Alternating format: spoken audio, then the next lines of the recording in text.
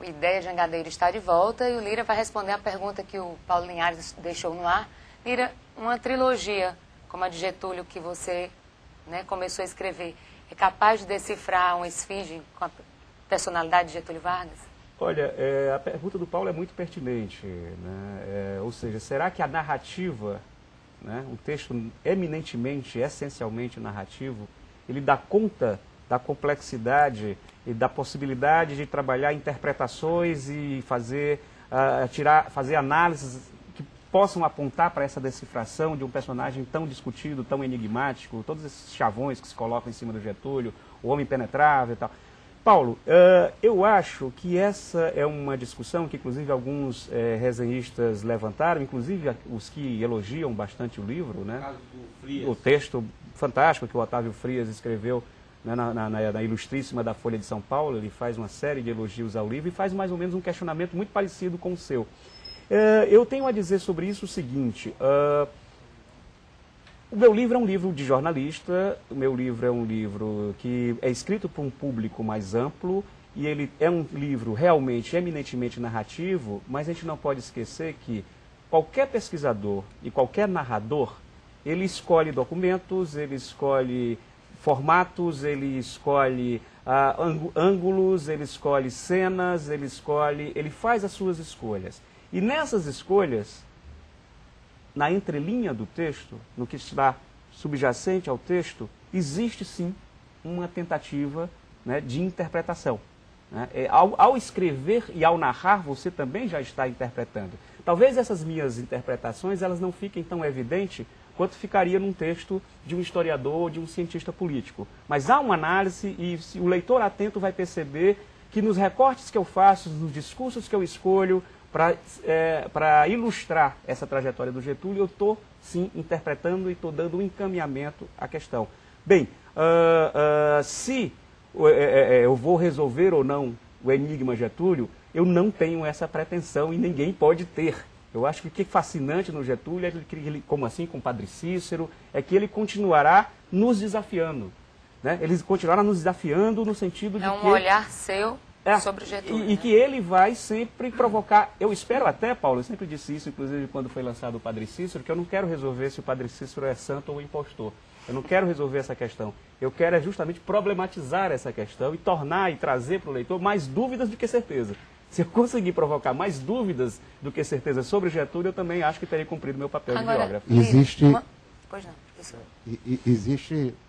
É certo que não há neutralidade no discurso. Claro. A opção narrativa que o Lira faz já é um posicionamento, muito bem delineado. Um bom leitor percebe muito isso. Mas eu queria destacar que o Lira dá uma contribuição fantástica com seus trabalhos, né? Até porque é muito fundamental o documento e ele faz questão de fazer as notas e colocar a bibliografia à disposição do público. Né? Uhum. Então, para o pesquisador que quiser fazer as ilações, pode consultar também as fontes, tá certo? Isso. Mas, assim, o Lira Neto, ele é, por isso, primeiro, ele é um escritor, a literatura chegou primeiro a ele do que o jornalista, né? O jornalismo, tá certo? E eu digo isso porque eu conheço o Lira há muito tempo. Quando ele fez a opção pelo jornalismo, e um critério que ele estabeleceu foi levar o prazer do texto, né, esse compromisso literário, para o texto jornalístico, né, sem ser piegas, sem abrir mão, né, da responsabilidade com a informação. Certo? E esse é um critério fantástico. E agora ele surge no cenário, né, da biografia, criando até novos conceitos, como o conceito de trilogia. Né? Aqui, quando eu me lembro de trilogia dentro da literatura, eu remonto a Ésquilo, né, com as suas... Né, a tragédia grega, que criou uma série de 3 dramas, cada um, né, fechado em si mesmo. O Érico Veríssimo com O Tempo e o Vento, tá certo? Aqui mais próximo. E a biografia de Getúlio. Eram obras que são lidas, né, isoladamente, não há uma continuidade. A biografia do Lira, o primeiro livro, anuncia o próximo, né? Então, tecnicamente, não seria uma trilogia, mas num sentido moderno, até que pode ser que seja. Mas a preocupação da estética do Lira né, com a linguagem, como destacou aqui o Paulo Linhares, que é quase um filme.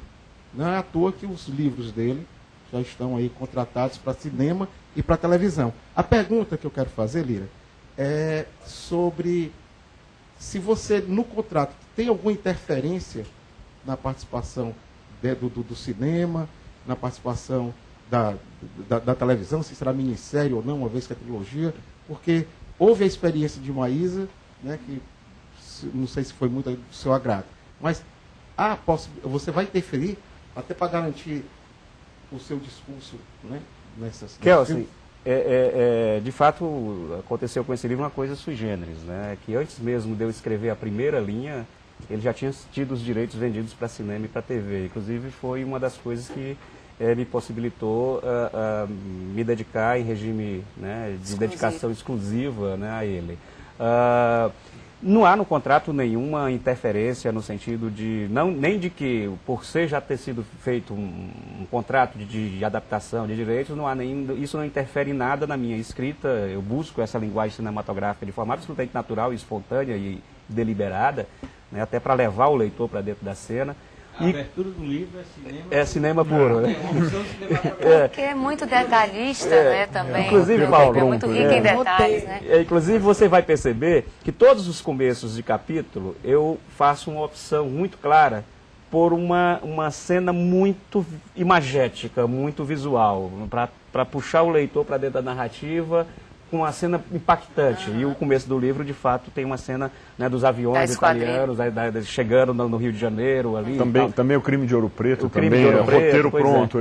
Agora, sobre a minha relação com os adaptadores, ou com as adaptações, aí eu aprendi um pouco com a Raquel de Queiroz. Né?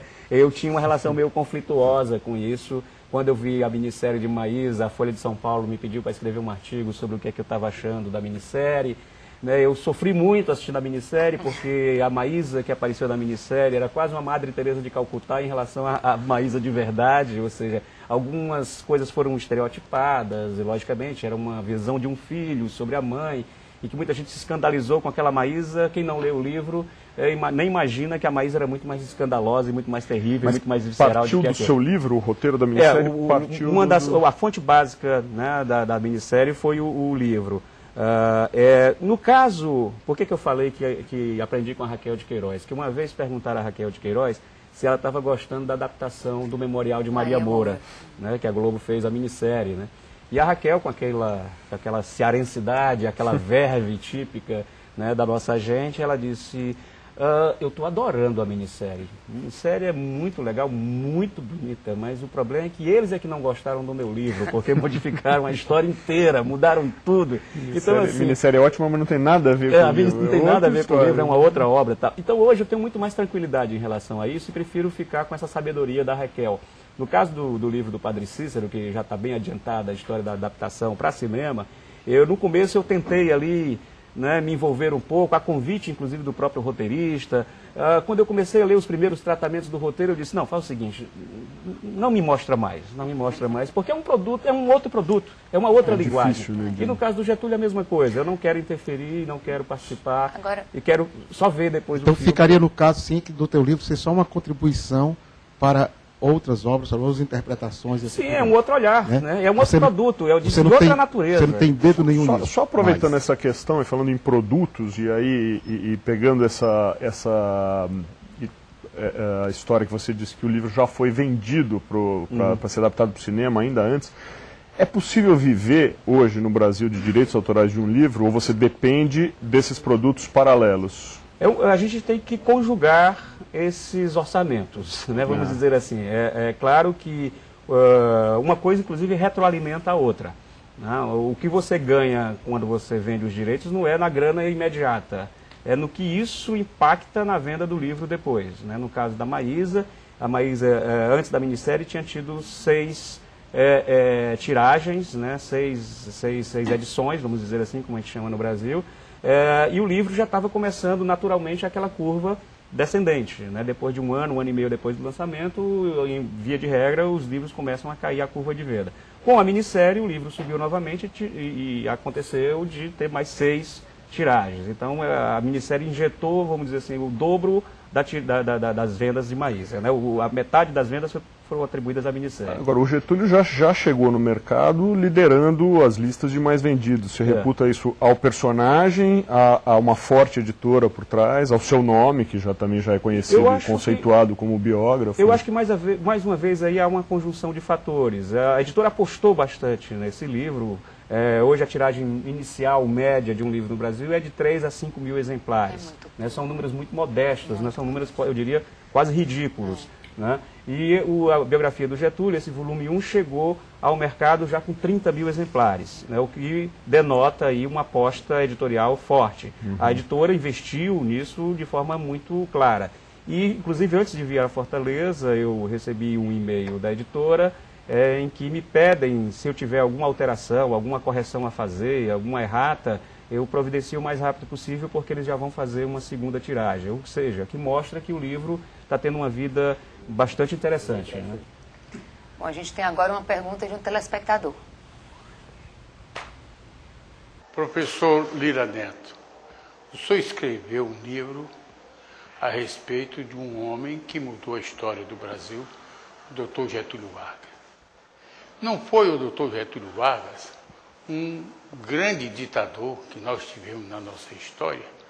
Ele foi ditador de 30 até 34 e de 37 a 45. Por que a história não diz que este homem foi ditador? A resposta do Lira Neto daqui a pouquinho, depois dos comerciais.